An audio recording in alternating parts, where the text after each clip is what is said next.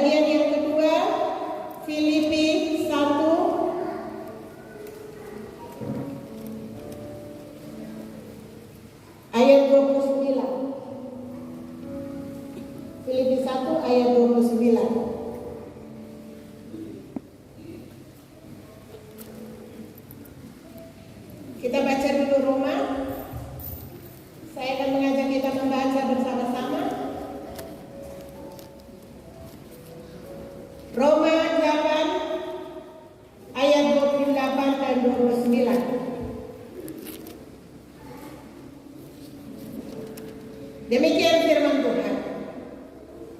Kita tahu sekarang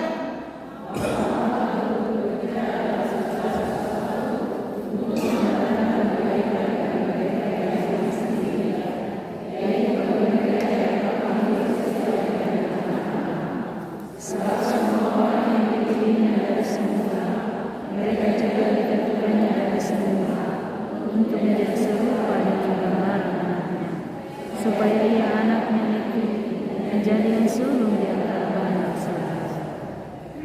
Filipi 1 ayat 29.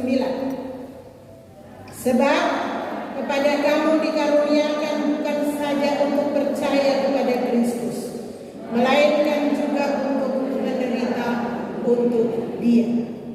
Sampai demikian jauh pembacaan firman Tuhan bagi kita.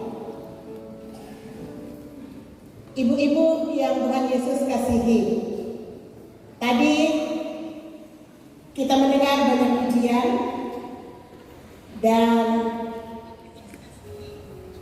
hampir dari sebagian besar pujian itu sebenarnya bicara tentang penderitaan. Dan beberapa nyanyian itu bicara tentang kita mengaku bahwa kita orang berdosa dan dosa itu juga mengakibatkan penderitaan.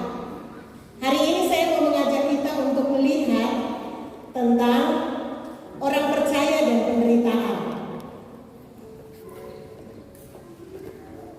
Kita akan lihat tentang orang percaya dan penderitaan. Ya, kalau gambar yang ada di situ itu siapa yang tahu gambar itu tentang apa kira-kira? Hah? Stefanus, ya, Stefanus yang dilempari dengan batu sampai mati. Dan dia bukan karena melakukan kejahatan, karena memberitakan firman Tuhan, karena mengatakan bahwa Yesus itu Tuhan, maka dia dilempari dengan batu sampai mati. Iya, saya ingin kita melihat berbagai alasan orang percaya menderita. Iya, harap ada bisa kelihatan di situ. Orang percaya menderita sebagai lanjutan dampak dari kejatuhan manusia. Jadi,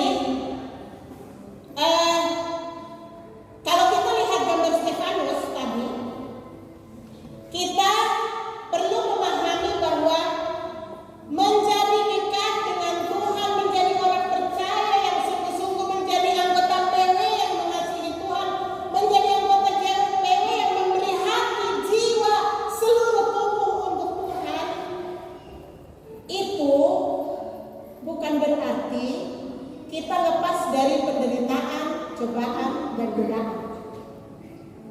Tapi nanti kita akan lihat kenapa Tuhan izinkan.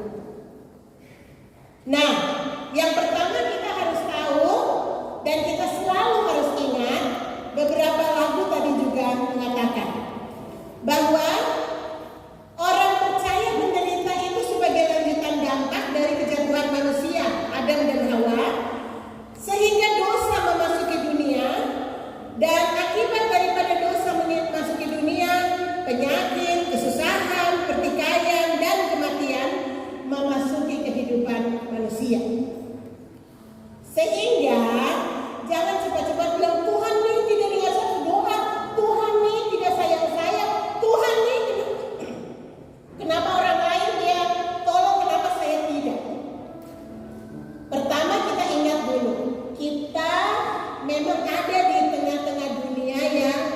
berdosa.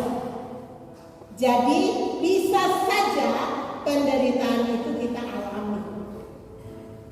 Oke, kebenaran yang kedua, bisa jadi beberapa orang, mungkin tulisan tidak terlalu besar, beberapa orang menderita karena alasan yang sama, dan orang yang tidak percaya, beberapa orang menderita sama alasannya dengan orang yang tidak percaya juga sama, itu adalah karena kesalahannya sendiri. Ya, kalau tadi, kalau tidak salah, grup mana yang bilang nama baik lebihlah berharga? Siloentrop bilang, apa yang kita tabur kita akan tuai. Siloentrop menyanyi itu. Ya, jadi kalau naik motor ugal-ugalan, ya tetap saja bisa kecelakaan. Apakah jatuh sendiri atau tabrak orang lain atau ditabrak orang lain. Kalau makan yang tidak sehat, pasti juga akan sakit. Kalau mulut tidak dijaga, gosip kiri kanan, bisa bakalai juga. Bisa bikin yang lain sakit hati. Bisa pencemaran nama baik dan tinggal di hotel Prodeo. Bukan tidak mungkin. Ya, jadi kalau buat kesalahan, saya bilang, aduh Tuhan, kenapa hari itu tertahan sak mulut kan? Ya, ada bagian yang Tuhan kerjakan, tapi ada bagian yang kita juga harus kerjakan.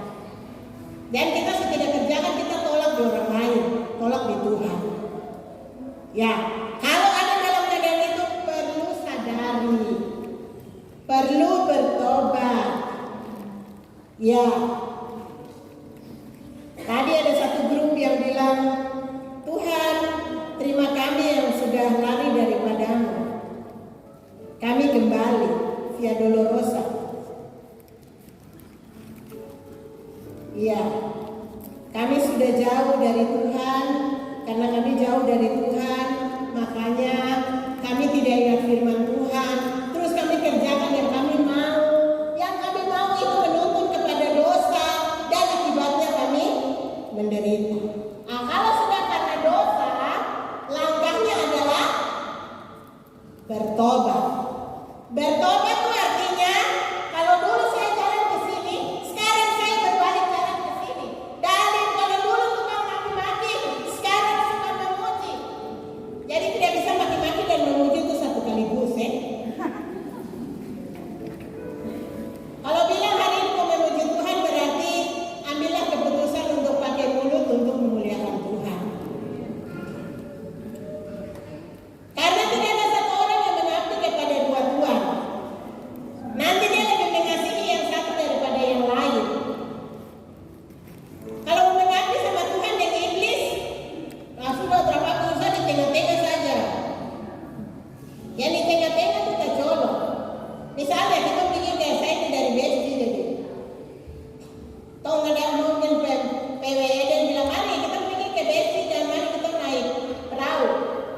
Lalu sediakan perahu, terus satu ibu bilang, saya tidak mau satu perahu, saya mau naik di dua perahu. Satu kali, kaki kanan di satu, kaki kiri di satu. Perahu jalan, apa yang terjadi? Perahu berapa apa, orangnya tercolok.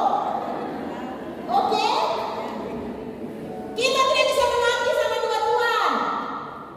Wanita-wanita yang cantik-cantik, yang dikasihi oleh Tuhan, putuskan dalam hati kepada siapa kamu mau mengabdi. Kalau kepada Tuhan, berarti stop dengan semua yang tidak memuliakan Tuhan ini dan berbalik kepada yang memuliakan Tuhan. Menderita, ya memang untuk mengubah satu kebiasaan itu tidak mudah, tapi harus ada harga yang dibayar. Tapi belum semahal Tuhan Yesus. Tuhan Yesus sampai berdarah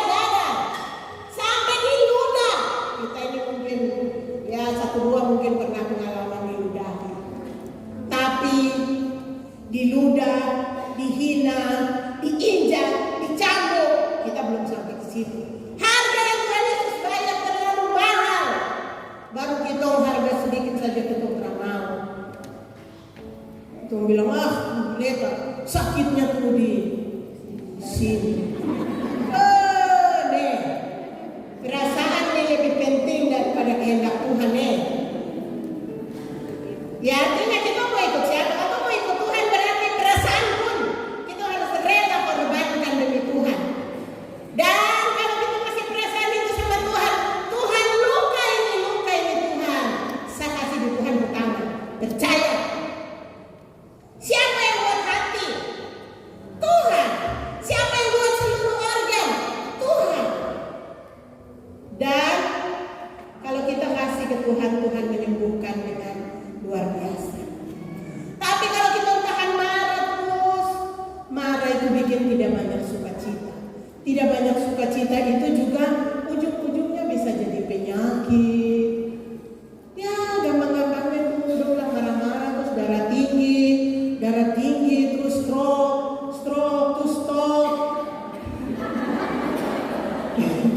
Yo stop itu kan sebenarnya stop. Tapi stop siap belum? Sampai belum siap lagi baru stop lagi. Cari jalan. Sudah bisa cari jalan. Itu langsung jalan sudah buka kanan ke kiri. Jadi hari ini waktu masih bernama sama speaker. Oke. Kalau itu karena kesalahan kita, jalannya adalah datang kepada Tuhan, mengaku di hadapan Tuhan, minta ampun di hadapan Tuhan, dan berbalik. Stop. Terus kalau gitu kita bersalah kepada orang lain, datang dan bilang, saudara, saya minta maaf saya sudah salah. Yang bilang saya minta maaf karena aku kesalahan semua itu masih terlalu umum. Itu masih belum minta maaf bilang. Saya minta maaf kemarin saya ada makiko, saya minta maaf. Saya minta maaf kemarin saya ada batariako, saya minta maaf. Sebut perbuatannya itu supaya orang tahu. Apakah berarti minta maaf itu hancur? Tidak. Orang yang mengaku akan disayangi. Ya, yang ketiga, orang percaya menderita karena iblis. Ya, nanti mungkin orang bilang, masa apa kita harus percaya Tuhan Yesus baru iblis ini bisa ganggu-ganggu nih. Anggi kore, anggi jolo, anggi apa lagi? Anggi kikis, anggi nama naik terus. Pada Tuhan Yesus yang raja. Tapi anak-anak raja ini macam lebih percaya ini puasa mau hebat. Wah. Ini bagaimana? Oke, orang percaya menderita karena iblis. Yang pertama, iblis dan Tuhan Yesus tidak bisa masuk ke dalam kita punya hidup kalau kita tidak izinkan. Ya, Tuhan Yesus sekalipun Dia ciptakan kita, iya, karena Dia ciptakan kita dengan hak bebas. Kenapa Tuhan berdiri di buka pintu dan mengetuk?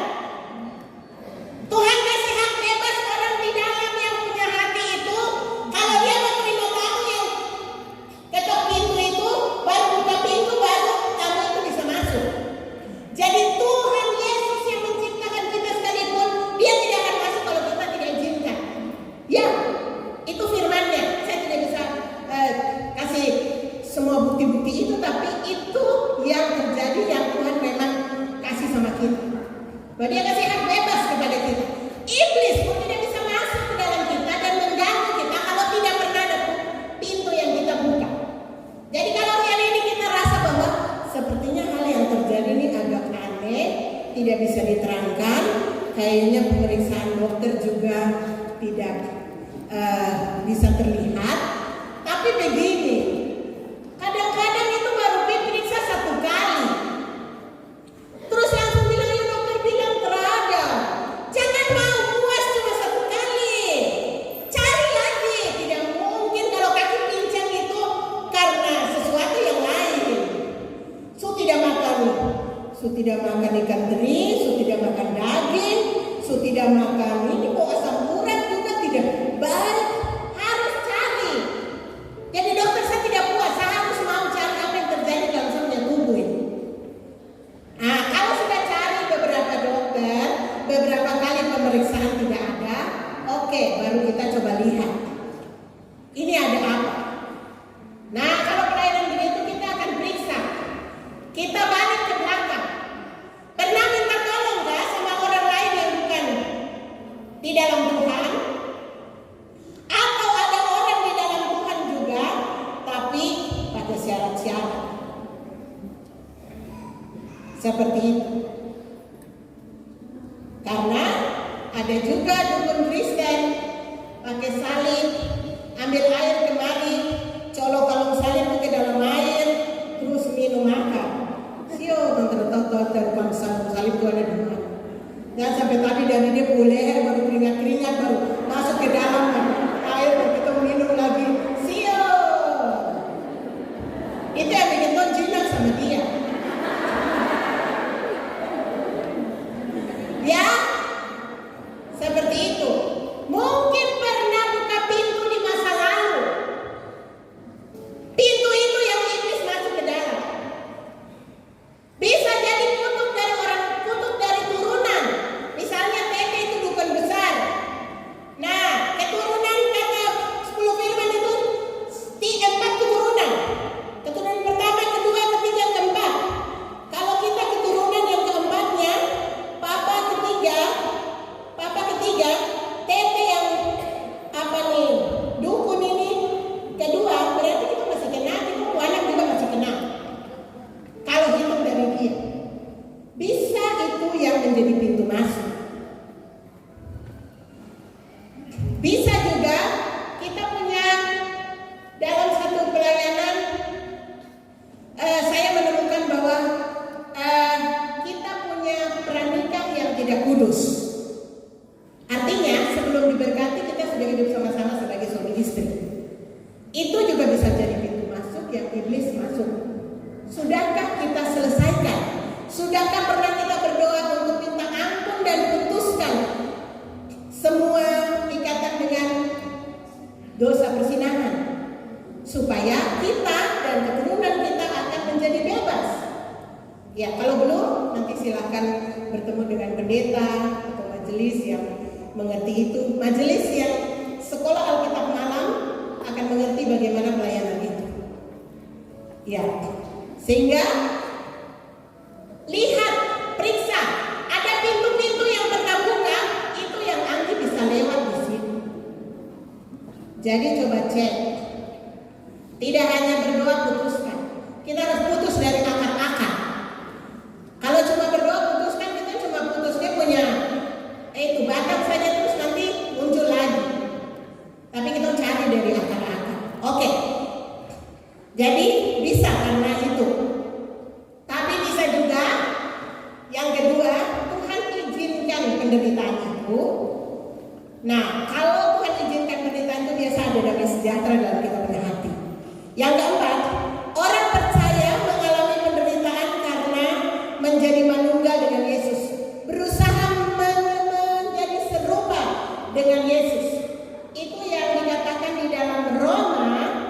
Di situ dikatakan kita tahu Allah bekerja dalam segala perkara untuk mendatangkan kebaikan bagi mereka yang mengasihi Dia. Segala perkara itu bukan perkara yang manis-manis, yang lurus-lurus, yang enak-enak saja, tapi perkara yang tidak enak, tidak nyaman, menyakitkan, kehilangan. Allah turut bekerja di situ. Untuk apa? Untuk kebaikan bagi semua orang yang dikasihinya. Supaya apa dia bekerja di situ? Supaya mereka ditentukan dari semula untuk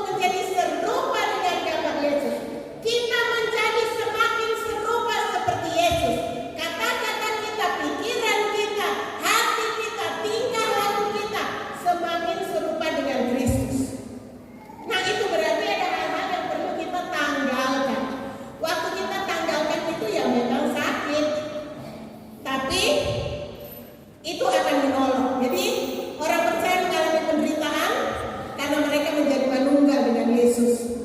Ketika orang percaya mempunyai pikiran dan perasaan seperti Yesus, itu membuat orang percaya juga menderita. Menderita ketika melihat orang hidup dalam dosa, orang hidup sembarangan. Itu orang percaya merasa sedih dan menderita karena keadaan itu. Ya. Yang kelima, Allah memakai penderitaan dalam hidup kita untuk merangsang pertumbuhan rohani. Ya, Allah bisa memakai penderitaan. Gembala dengan domba di Israel sana ada satu kebiasaan yang mereka lakukan. Kalau satu domba ini dia nakal, biasanya gembala akan tangkap dia dan patah dia pegang. Kemudian dia balut lagi. Tidak apa-apa, itu kemudian kaki akan baik lagi. Dan itu sudah dibuat Tuhan, memang Tuhan sudah demikian rupa. Dan bagaimana Tuhan kasih hikmat sama gembala. Waktu supaya kaki berbalut lagi, sejak saat itu biasanya domba ini tidak nakal lagi, dia akan dengar-dengar. Ya, Tuhan pakai penderitaan untuk membuat kita berbalik, bertobat, sehingga jangan takut terhadap penderitaan.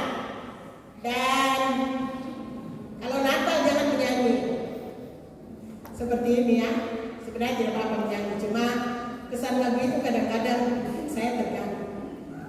Jauhkan penderitaan ini, jauhkan.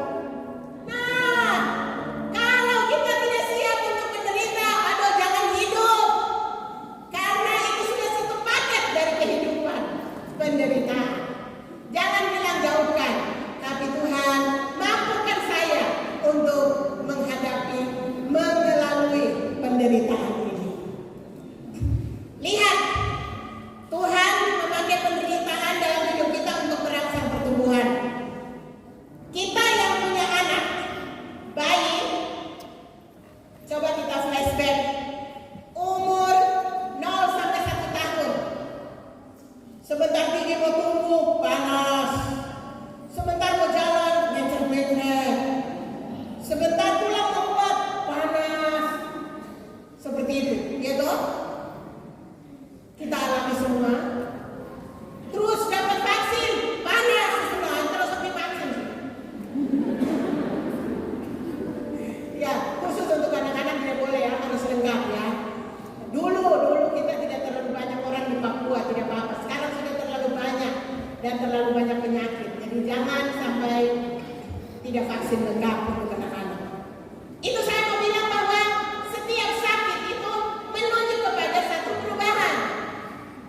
Seperti itu. Itu kita bisa lihat jelas dari anak bayi. Atau ibu hamil.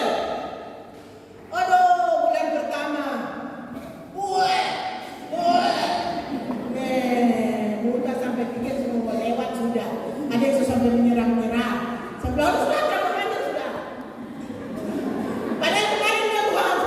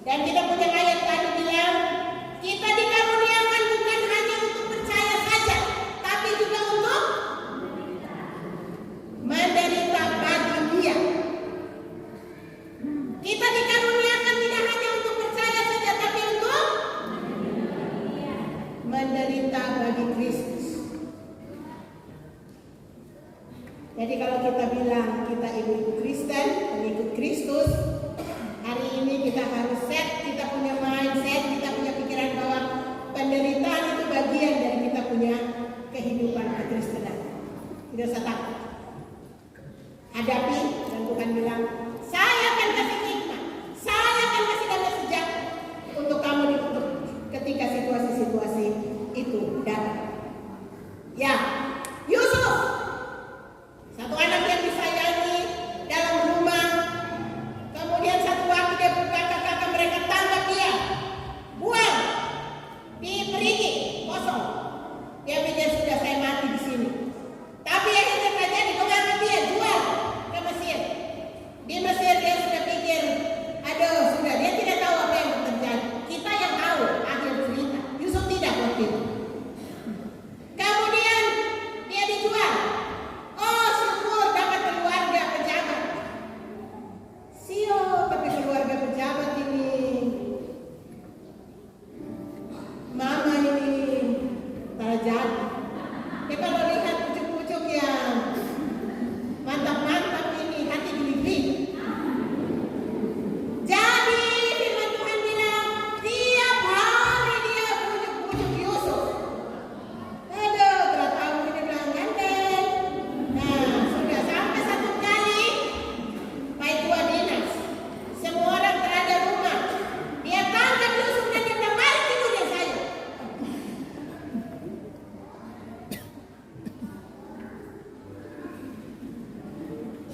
Terus apa yang Yusuf bilang? Oh Tuhan, jadilah kehendak. Ada. Dia Yusuf tangkap. Yusuf ngapa ini? Akhirnya dia tarik dari jubah. Dia tarik dari jubah. Apa yang Yusuf bilang? Aduh sudah, tadi saya sudah lepas, baru jubah dia tangkap, dia bilang selesai. Sudah. Terada. Dia lepas jubah, kasih istri Potifar, lari sudah. Dia lari keluar. Apa yang terjadi?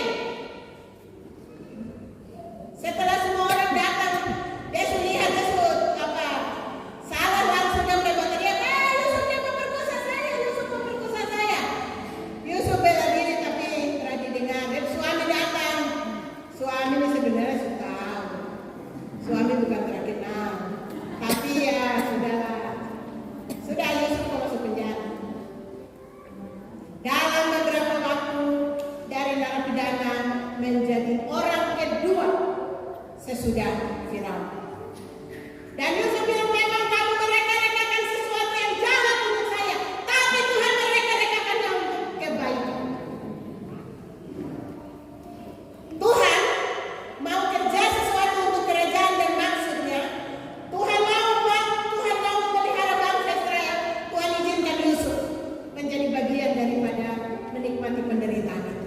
Saya tidak tahu hari ini, tapi saya percaya bahwa kita wanita-wanita yang tidak kosong, karena pada kita ada Yesus. Dan Tuhan mau pakai kita untuk menjadi berkat bagi banyak orang. Tuhan mau pakai kita untuk menjadi berkat bagi keluarga, bagi jemaat, bagi persekutuan, bagi lingkungan kantor, di mana saja kita berada. Tuhan mau. Sehingga ketika situasi sulit itu datang, jangan terus tolak. Jangan terus bilang, saya minta nasa berhenti dari persekutuan. Jangan bilang, sudah cukup, saya tidak lagi dalam PW. Sudah, saya tidak mau lagi. Jangan. Cerita belum selesai.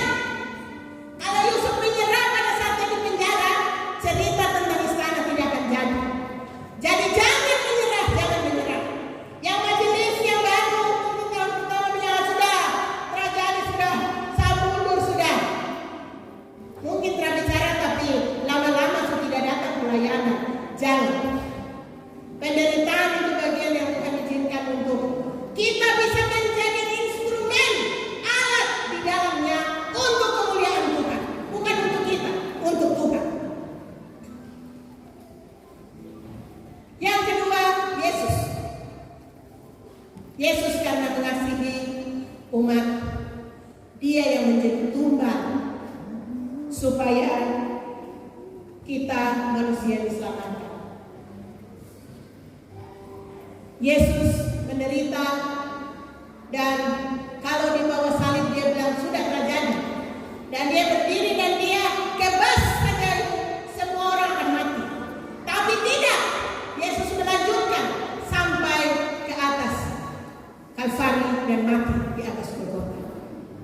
di atas kayu salib. Sehingga ketika penderitaan datang, jangan minta masuk. Tak apa-apa kalau berhenti sejenak untuk tarik nafas, tidak apa-apa. Tapi jangan bilang, saya keluar dari permainan. Jangan, sabar, karena Tuhan punya maksud. Contoh hari ini, Ahok, satu orang yang Tuhan pakai untuk menolong bangsa ini. Dan setelah dia, kita lihat, ada begitu banyak orang yang mulai berani berbicara tentang Yesus di berbagai tempat dan tidak takut akan penderitaan. Tuhan bisa pakai kita hari ini untuk maksudnya. Tidak apa-apa. Kalau Tuhan mau kita jadi keset, jadilah keset yang terbaik. Kalau Tuhan mau kita cuma jadi lampu, jadilah lampu yang terbaik. Kalau Tuhan mau kita jadi bunga, jadilah bunga yang membuat orang senang. Kita memang tidak baca dalam satu ketika kita menjadi keset bunga, main dan segala macam. Kita cuma dikasih 1-2 karunia, pakailah karunia itu untuk memuliakan Tuhan. Dan belajar untuk melihat bahwa orang lain juga punya karunia, dan mari kita sama-sama gabung karunia itu untuk memuliakan Tuhan. Jadi kalau di PW ada yang suka bercerita, bisa pintar bicara, ada yang pintar untuk mengerjakan hal-hal di tulisan, ada yang pintar untuk mengerjakan hal-hal di konsumsi, ada yang ini. Kita tidak bisa ini satu dengan yang lain. Mari kita belajar untuk lihat bahwa masing-masing orang punya karunia. Ketika saya bisa memasak dengan baik, saya akan memberikan masakan terenak supaya semua menikmati. Nama Tuhan dipermuliakan. Ya, jadi apa sadari apa yang ada pada kita dan berikanlah itu kepada Tuhan. Maka Tuhan akan memakainya. Dan ketika penderitaan itu datang, tidak usah takut. Hari ini kita sama-sama belajar. Saya juga diingatkan untuk tetap percaya. Ya, 1 Korintus 10 ayat 13 bilang bahwa segala sesuatu terjadi dalam kontrol Allah. Tuhan tidak akan memberikan sesuatu yang melebihi kekuatan kita. Mazmur 23 ayat 4 bilang Tuhan akan berjalan dengan kita ketika kita melewati lembah kekelaman. Ya, Tuhan akan menyertai kita ketika kita melewati lembah kekelaman. Mari kita bilang sama-sama, Tuhan akan menyertai kita ketika kita melewati lembah kekelaman. Itu Mazmur 23 ayat 4 kita tahu. Allah berjanji mendatangkan kebaikan atas apa yang terjadi. Sekali lagi kita bilang sama-sama, Allah berjanji mendatangkan kebaikan atas apa yang terjadi. Sekali lagi, Allah berjanji mendatangkan kebaikan atas apa yang terjadi.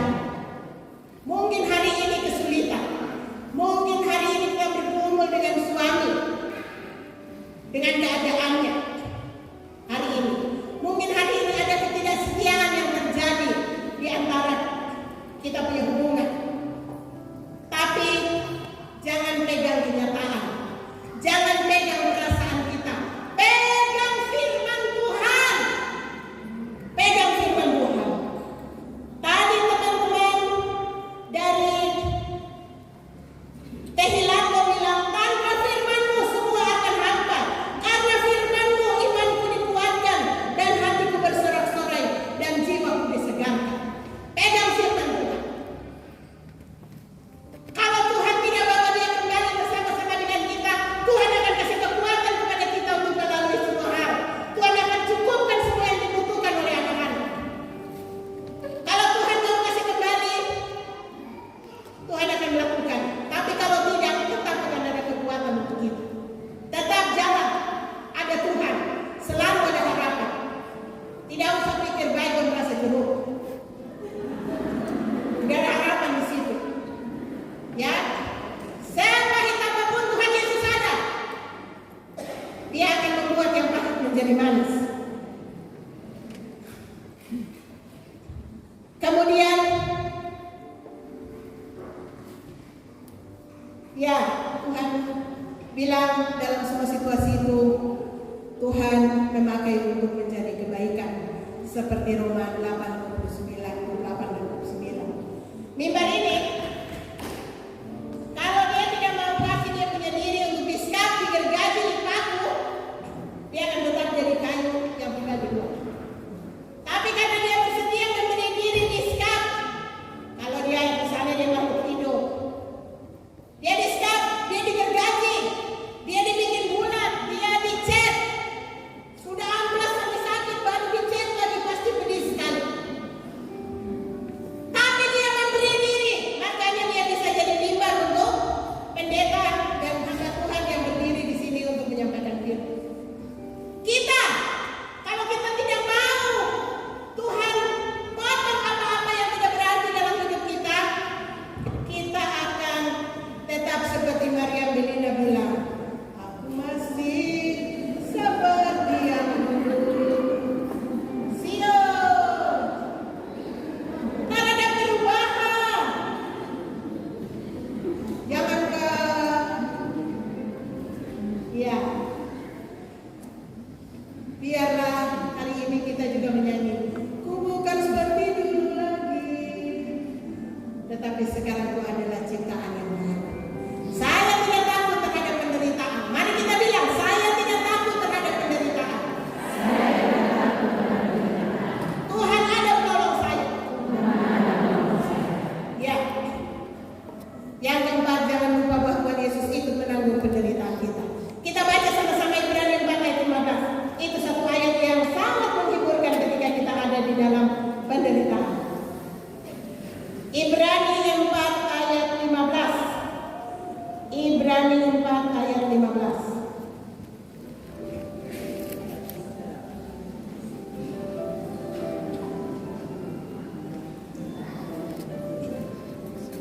Kita baca sama-sama.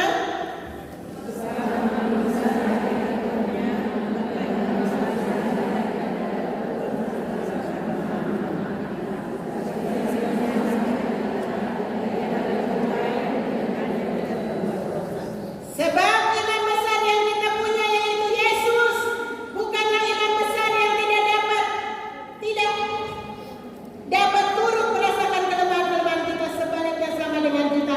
Ia telah dicobai, hanya tidak berdosa. Tuhan Yesus tahu, Tuhan Yesus juga merasakannya. Dia bahkan merasakan lebih daripada apa yang kita rasakan hari ini. Dan dia mengerti, sehingga dia telah melalui jalan yang lebih berat, jadi kita tidak sendirian. Oke, itu menghiburkan kita. Ayat itu ditandai supaya ketika kita mengalami penderitaan, kita ingat bahwa kita tidak sendirian. Sekarang langkah-langkah untuk menang atas penderitaan. Ada 6 langkah yang saya kasih. Yang pertama, sekali lagi ingat kita adalah orang berdosa dan masih tinggal di dunia, sehingga masih mungkin penderitaan itu kita terima. Yang kedua, percayalah bahwa saudara dikasihi Allah. Sebenarnya langkah-langkah ini sudah ada di dalam, kita semua hampir tahu karena hampir terungkap dalam tiap ujian. Percayalah bahwa Tuhan mengasihi kita apapun yang terjadi. Penderitaan bukan berarti dia menolak kita. Namun kadang-kadang ketika terjadi penderitaan kita merasa ditolak. Itu sebenarnya bagian dari mungkin masa kecil kita, hubungan kita dengan papa dan mama. Kadang-kadang kita ditolak oleh mereka. Itu yang membuat kita merasa bahwa Tuhan juga tolak kita. Padahal sebenarnya tidak. Jadi itu mungkin proses pemulihan yang perlu dikerjakan. Tapi itu kita perlu bertemu dengan seseorang untuk menolong kita. Nah, tapi ingatlah selalu kalau kita tahu bahwa Tuhan ada dan Tuhan mengerti kita punya penderitaan, biasanya kita tidak merasa sendirian. Kalau kita menderita baru kita sendirian, itu merasa susah sekali. Ya, kemudian kita bisa baca Mazmur yang memberi kehiburan di saat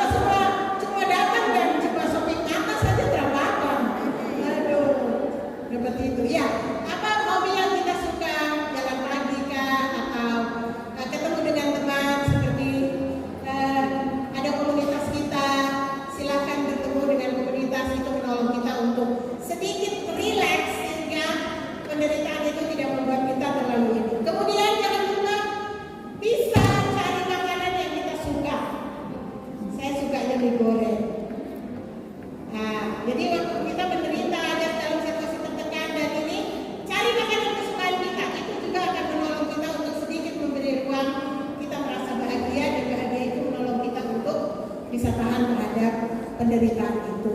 Imbangi dengan sesuatu yang membuat sukacita, itu akan menolong kita untuk tetap kuat sampai penderitaan itu berlalu. Kiranya bagian ini menolong kita di dalam kehidupan kita, persekutuan kita, dan perjalanan kita bersama dengan Tuhan. Mari saya undang tim singers dari Maranatha, tapi juga singers dari Eden.